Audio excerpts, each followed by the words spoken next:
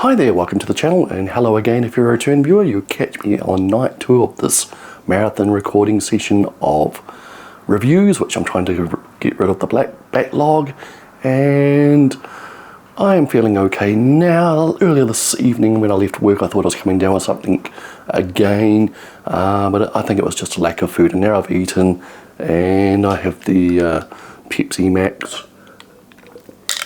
Might even stop me from coughing all the way through the videos like that I did last night. Anyway, without further ado, the first book we're going to review tonight is After the Flying Saucers Came by Eghigian. I hope I got that name right. Now, if you watch these videos on my channel for a while, you know that I used to be a big fan or student of the whole UFO mythology, ufology as I like to call it. They like to think that it's a serious subject, some people anyway, and over the years I kind of wavered in and out of interest in this subject. I think I grew up, my early years were like at the tail end of the big 1970s paranormal boom, where all this type of stuff, ESP, Bigfoot, flying saucers, you have it. We were part of the landscape. It was all over the media, and it just became something else out there to look at.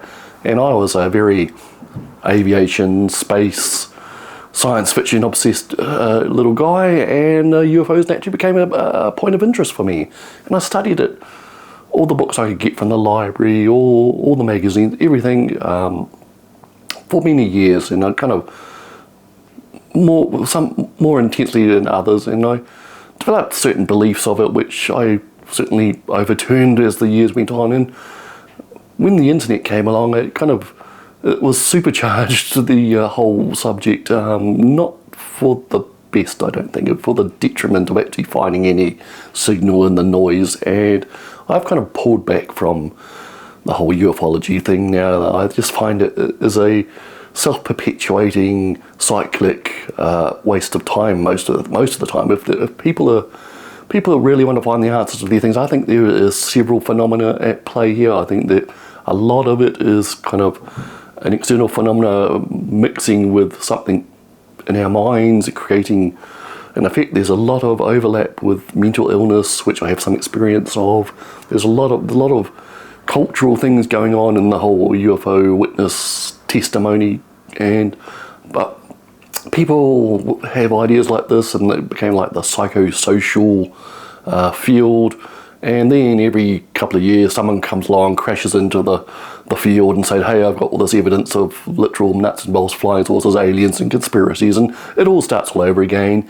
And I just see the same tired old cases which were discredited 20 years ago being brought up again into public forums and the media, and a whole new generation of people swoon over them. And I think people are in love with the mystery. They're in love with the mystery which has a possible solution which fits their hopes and dreams, mainly that aliens are going to come and save us from ourselves. And the whole conspiracy thing is part of that. You know, bad people are keeping us from the wonders of the universe, etc., etc. So I've kind of withdrawn from reading this stuff online, but every now and then a book comes along or an article comes along which piques my interest, and this book here, After the Flying Saucers Came, is one of those. And it is a very good read. It is actually a history of, I guess, what you could say, society or culture's reaction to seeing things in the sky, mainly in the 20th century, written by a historian.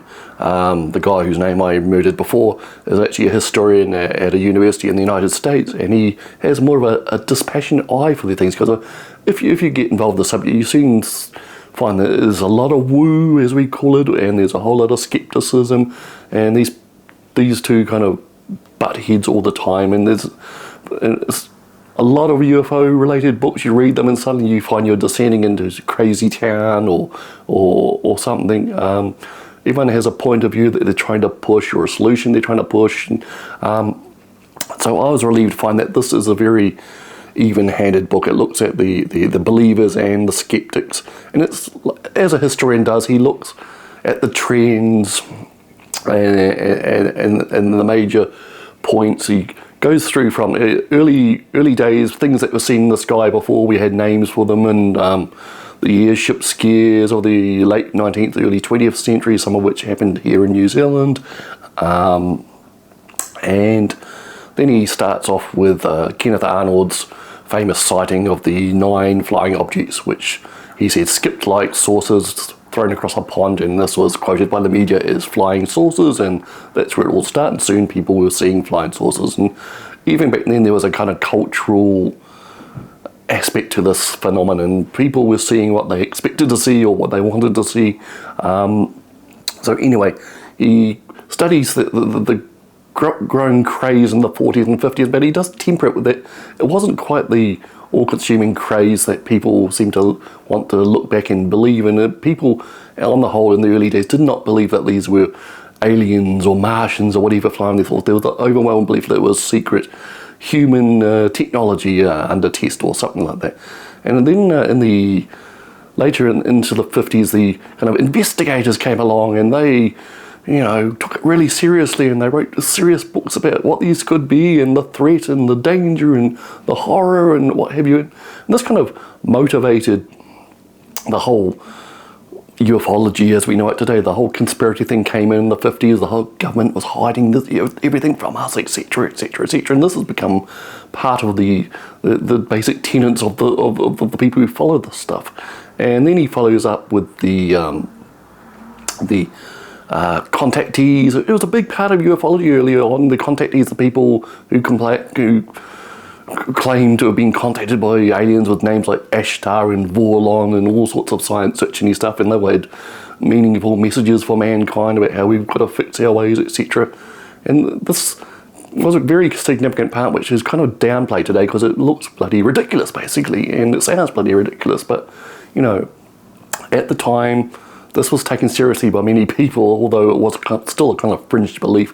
And then he goes into the growth of the clubs and societies and magazines and whatever. In the 50s and 60s, people got together all around the world. And that's another thing about this book. He does try and stress that this was a global phenomenon, but so much of our information on it is kind of centered in the United States. That's where it was the strongest, but he does try and point out that these beliefs, these experiences, these witness statements are coming from North, South America, Europe, Australia and New Zealand, all over the place. And so whatever was going on, it was a global thing.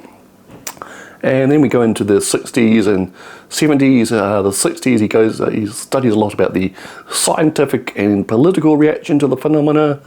There's all the serious studies and panels and what have you that were put together to try and solve the message, and how there was all kind of internecine backstabbing and infighting, and all of these efforts that basically ruined any type of careful study that being performed. Then he goes into the 70s where everything was ramped up in popular media and what have you. And then he kind of peters the book out into the 80s, and we have the whole abduction phenomena, which really started in the 60s and 70s with like the Betty and Barney Hill thing and what have you.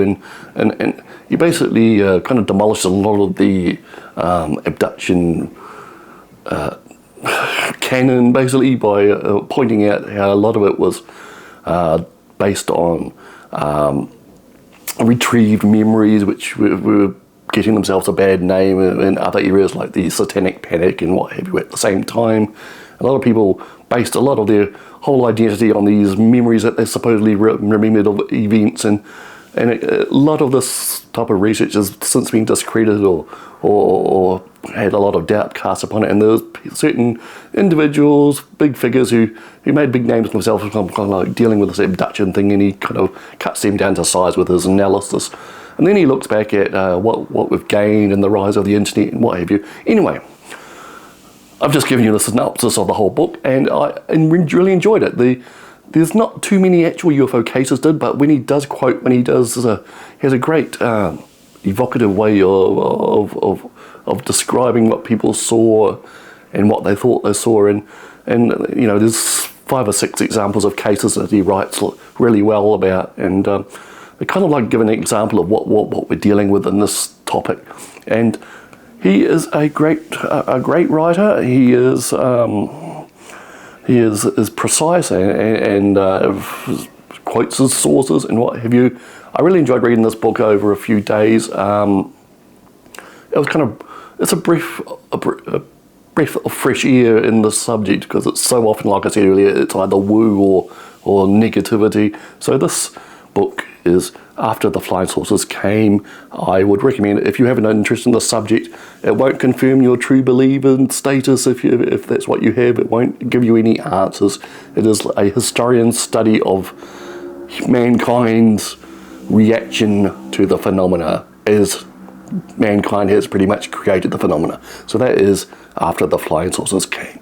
Alright, we'll catch you next for yet another review. Have fun. Cheers.